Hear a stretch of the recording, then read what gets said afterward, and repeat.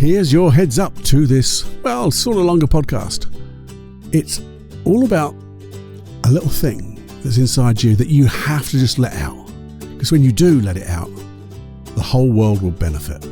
You, me, everyone else, little old planet Earth. And it's all been inspired, inside me anyway, by a guy called Dr. Wayne Dyer. Have a listen. I think you'll get the rhythm of this. You'll feel the beat. It'll resonate. And with that, well, you're going to sing too. Have a listen after this.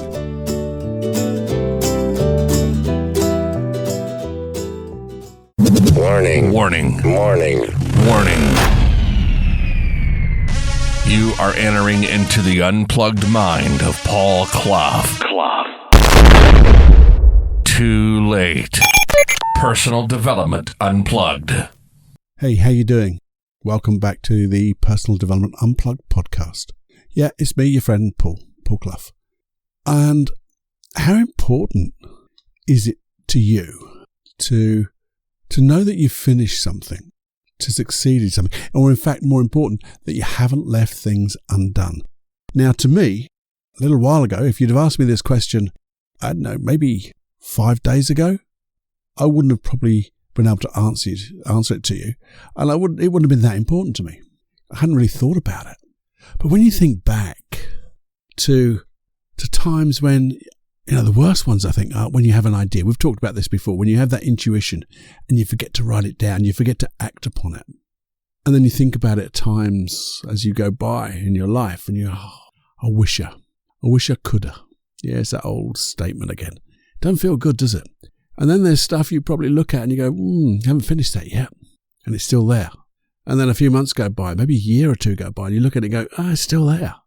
Not the most motivating feelings, are they? But even that, just thinking of that, didn't get me off my butt. But then I woke up very, very early one morning. I wasn't sleeping very well. And it was about 4 o'clock in the morning, just before the bloody seagulls that come and make a noise for half an hour. But I was awake and I couldn't get back to sleep. You must have had those nights as well. You're not awake, you're not asleep, but you just know you can't get back to sleep because you're too awake to do that. I do all my little tricks and it still wouldn't happen. Still wouldn't happen for me. So I got up and made a cup of tea and I started reading a book. Well, I was actually not started reading it. I was in the middle of reading it. And it's a book by Dr. Wayne Dyer. And it's called You'll See It When You Believe It, which is a lovely twist on the words when people say, I'll believe it when I see it. So even that made me tweak, as it were. Not twerk, but tweak. Tweak my curiosity, as it were. You'll see it when you believe it. And I got into it. And I was just in this bit about detachment and having an attachment to things and the negative feelings you can get with them, which is quite strange because what we're talking about is having attachments to things that you haven't done, which is quite, very weird, isn't it? But I don't know, but something in those words, in that particular few pages of that book, at that time in the morning with my cup of tea, got me to think. And I don't know what I was thinking, but it felt that there was something true in the words it had written. And so I let it go for a little while. I had finished my cup of tea, went back to sleep. I did actually get back to sleep. And then just the other day, I'd been playing with the idea of watching the film that he'd made called The Shift. And it's based a little bit on that book. You'll see it when you believe it. But it's called The Shift. And I think he actually wrote a book called The Shift. So it's probably more based on that, Cluffy, really. Anyway, I've been watching bits of it, like a couple of minutes at a time. And then, roughly about the day or two after this little reading episode, I sat down and said, I'm going to watch this. And as I did, I got really into it. And it's a lovely little film. I got my copy, or I watched my copy on YouTube. So it's about an hour and a half, and I was just getting involved with it. Still thinking of detachment, and the detachments that I was thinking about is the thoughts and judgment that I have on people. We do it naturally, don't we? I say that. I'm talking about myself. If I see something happening, I will have a little internal voice. It will be a critic, generally a critic. And working on letting that go, because I know other people's opinions of me have nothing to do with me. But then I thought, well, who am I to judge others? My opinion is nothing to their business, or nothing to do with them, but it's also nothing really to do with me, is it? And I try catching myself. And if I hear myself making a judgment call on somebody, criticizing what they're doing, I have to say, what's that to do with me? Is that really me? Is it really me saying that? Or is there something in that person's actions that's like that teacher's coming along and this little voice is trying to help me, and maybe I can learn from this, which is all very well and good, because I don't generally learn from it, but I do try. This is that thing that we are all on this work in progress, aren't we? But what I thought about it was, if I can learn from this, fine. But more importantly, why do that ruminating if you're not going to learn from it anyway? Why make those comments? Why waste energy and waste time? And they are two of my big bugbears. Certainly putting energy into the wrong things. I mean, that's pretty obvious, but I have this bug in me that says, am I doing things in the time that I've got? Am I making best use of the time I've got? Now, I know when I look back, I don't. But that's something, again, a work in progress. I'm looking to make better use of my time, better use of my energy. And then I heard the title of this episode. And it was by listening to or watching that film, watching and reading that book, and a little bit of a Wayne Dyer podcast, that it all seemed to click together. Tink, tink, tink, tink. And then it went boom, ta-da! And the words were, and in some ways talked about music, don't let this music inside you die before you die, or die with it inside you. Either way, it's okay. But you see, there's so many more valuable things that we can do that's inside us, isn't there? That we can devote our energy to, isn't there? Think of that time, the time that you have. If you're going to fulfill your reason for being on this little old planet Earth, doing the missions that just happen to be there, that are guiding you or in your path, the way, the Tao of your way, your Tao, towards your ultimate vision, I guess. And these are all lovely little words, but the thing is, you're here for a reason, I believe. And if you're here for a reason, you've been given an amount of time. And at the end of that time, we are going to die. There's no doubt about that at all. But did we let that music out? Did we let that thing inside us out before we die? So I have a question to you. What is the music inside you that you have to let out to show the world before you die? Now you could say the music is maybe your passion, your vision, your own personal vision, your ultimate vision. Maybe the music inside you are songs, which are in effect, metaphorically, your missions. And if we keep on this metaphor of the music inside you, letting the music inside you out before you die, who's heard your music? Because you can let it out, but are you playing it so everyone can hear it? And the thing about this is, if people are hearing it, do you tell them? Do you tell them about it? Tell them about your music, your passion, your vision, your missions. Well, the thing is, I think you do. And you can tell them verbally. But more importantly, I think you show people your music. Because when you're showing people your music, you become your music. Keeping this metaphor going, you become your music. You are one and the same. Which means by showing yourself, you're being vulnerable. But being vulnerable is, I guess in some ways, showing people who you really are. And showing the courage that it's okay to be yourself. Because the thing is, when you're being your music, singing from your real voice, as we say, I say that, sing from your real voice. Your voice is unique. And your voice, like the metaphor of the music, your message, whether it's the things you say or the things you do to show people, is unique. And when you're showing and being vulnerable, showing your vulnerability and being vulnerable and singing from your real true voice, that unique message, isn't that when you really show up? You show the real you to the world. That can be frightening, can't it? But the thing is, when you do all of that, you start to develop in yourself, but that music changes. It gets richer. Maybe it gets a little louder. Maybe it gets softer. Maybe it gets more harmonic. if that's a word for music, has harmony and harmonies. Because as you develop that music inside you and let it out, you're becoming more aligned. You're becoming congruent, aren't you? And people then know this is a real message, a real song, a real tune. And I think the real difference of this is when you can put this into, well, I think it's called selfless service. I bang on about this, but doing something without any expectation of return. That to me is the ultimate of being who you really are. Selfless service without any expectation of return. But the problem with selfless service and not expecting return, you know what? There's a rule in life, the rule of reciprocation, which means the more selfless service you give comes and bites you on the bum and repays you for that wonderful selfless service, especially when you really do not expect anything in return. That's when you get those coincidences, that serendipity. Things just get lucky for you because you're being the real you. And I think when we do this, if we actually thought, I don't like thinking about death, not my greatest topic, I have to say, but if I really knew that death is nothing to worry about, nothing to be frightened of, it's just moving to another plane maybe, whatever your belief is. But whatever your belief is, whether you think there's nothing at the end of this or there's something at the end of all this life, that you've let all your music out, wouldn't that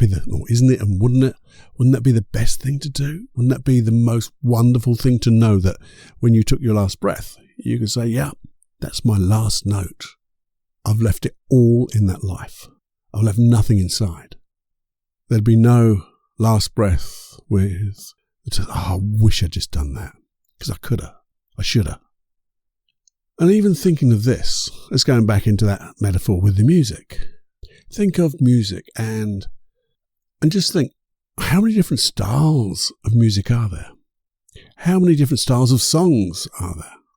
So how many different styles of passion, visions and missions are there? And music, isn't it always changing? I mean, if you go back through the years, music has changed in its complexity, changed with the nature of the instruments, changed with the quality of recordings, changed with the quality of the playback material, that type of thing. So isn't it right that we should keep singing that song, keep playing that music as much as we can? And about music, we know music inspires people. It affects their emotions. It can comfort them. It can empower them. Yeah, sometimes it can make us a little sad, but it changes our emotions. I wonder what your music would do. How many different emotions could your music, the music inside you, how many emotions could that evoke in different people? So what's your style? What's your rhythm? What's your beat of that music inside you? What will it inspire people to do? What will it inspire people to feel? Now, as usual, I have a little challenge. Something to muse about, I guess. I wonder if you were to write something down without any comment, and you just set your intention to find your music. You set your state of curiosity to find your music. What would happen? What would you write? And I don't know. I'm thinking, because this isn't the longest podcast in the world, I'm thinking of doing a hypnosis track for this. But just for the moment, even without that hypnosis track, if you were to just pause for a moment, and if it's okay and safe to do so, maybe if you just close your eyes and you began to tune in to the rhythm of your music inside you. What is the rhythm of your music? What is the beat? How loud is it? And if that music, that endless, infinite music inside you, was to morph into something that you could understand as your own personal music, your own personal passion, your mission, your ultimate vision, your area of selfless service with no expectation of return, How would you describe your music? How would you want to play it to the people close to you? And how would it be to be that vulnerable? And if being that vulnerable is a little bit, fearful, what emotion would you need to be able to just be enveloped by that music that will allow you to be that vulnerable? So you could sing from your own voice and know that you were showing up. Now, I don't know whether you just get a sense, an intuition of what that metaphor of music inside you really is. But if it was to come into your conscious awareness, that you could make a note of it, that you could start working towards, I wonder what it would be. And if you just open your eyes and just notice what that's like, what does it feel like? What could you remember about that? What could you do if you were to make a plan? Because you see, even just doing this, you have to be ready. Be ready, because in any moment, without warning, at any time, you might get that burst of intuition, your intuition of that music, that passion, that mission. So I wonder, because it's good to wonder, what would it feel like to know that you are creating and being the real you, singing from your own voice, showing up? What would that feel like? How empowered would that be? Because you see, I just think this is so important, because to me, it was so important because it's woken me up to think even more deeply, but not just think, and we'll do some more talk about this, not just think, but actually act upon that thought and those thoughts, that intuition, to try to find all the, because I've got more than one song. I know I have. My music is lots of different songs, and it's lots of different types, and it's different beats and different rhythms and different styles. And I want to find each one of those. It's like I want to find each track and play it to everyone. And my meta thing about all of this, the whole big picture was, we all have this inside us. We all have the music inside us. We all have that passion, that vision. We all have access to those missions. And if we're going to get this out before we die, then we have to start now. Because when you start now with selfless service, it can go on and on and on. So what's your music? What is your music? How loud can you play it? Can you play it everywhere, all the time? In the most appropriate, wonderful way, of course, to be who you really are. Anyway, there's just a few thoughts brought into my head by good old Uncle Dr. Wayne Dyer. He's not my uncle, but he's a nice man. Unfortunately, he has passed on to wherever we go. But he was, when he lived a living life, as it were. I think he was a really nice man. If you get to read his books, I think it's well worth a read. Well worth a read, and notice how it inspires you, because it inspires you like it inspired me. You'll find those golden nuggets, and then you'll find something else and something else and something else, because your focus of awareness gets like more focused, but also wider, which is quite weird. It's like having focal vision, but also allowing your vision to open wider and wider at the same time. That's a weird concept, but it works. So, until the next time, well, that won't be too long, I hope. I hope you enjoyed this. I hope my little ramblings about this music, this metaphor, the inspiration from Dr. Wayne Dyer, I hope it's made a bit of sense. Hope it's made you think a little bit, to muse. Maybe you just stop and pause and think, well, what the hell was Cluffy talking about?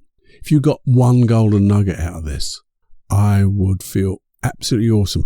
I also feel you're going to find more than one. And if you do find one, or more than one, there's a cost to finding that golden nugget.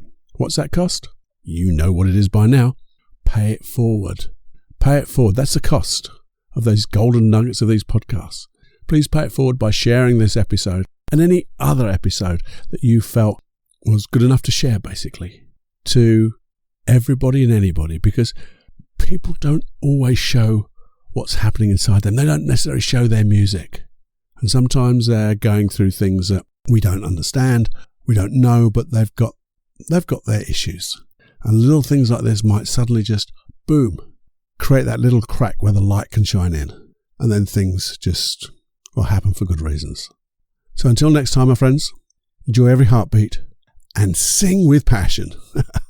Show up, be vulnerable, in a nice way, a safe way, and let your voice ring out loud. There you go. Until the next time, my friends, I'll see you soon. Bye-bye now. Hey, don't you just hate selling your own stuff? I know I do. I can sell things. I've got all those techniques and things like that, but that's not about selling my own stuff.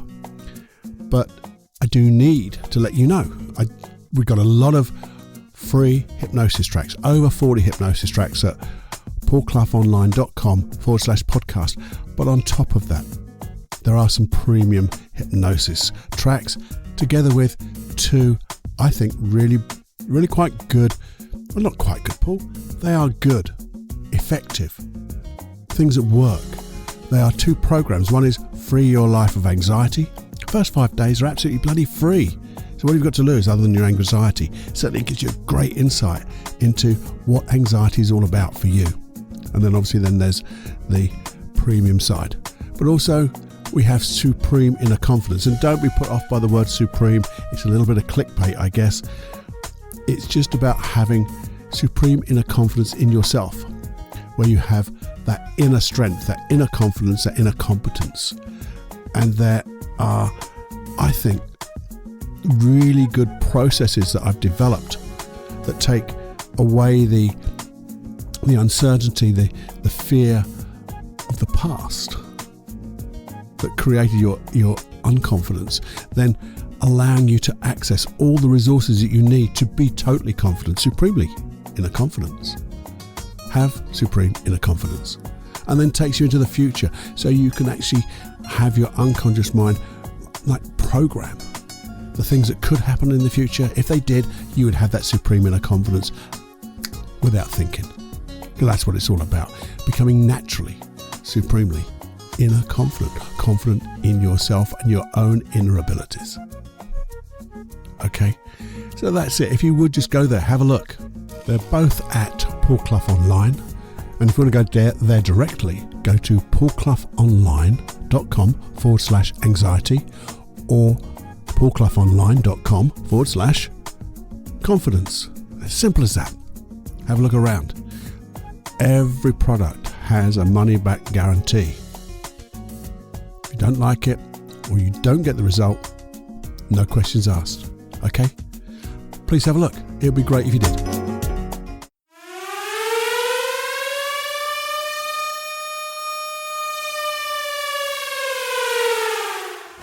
Warning, you are now leaving the unplugged mind of Paul Clough. It's time to fly on your own. Be brave, my friend. Personal Development Unplugged.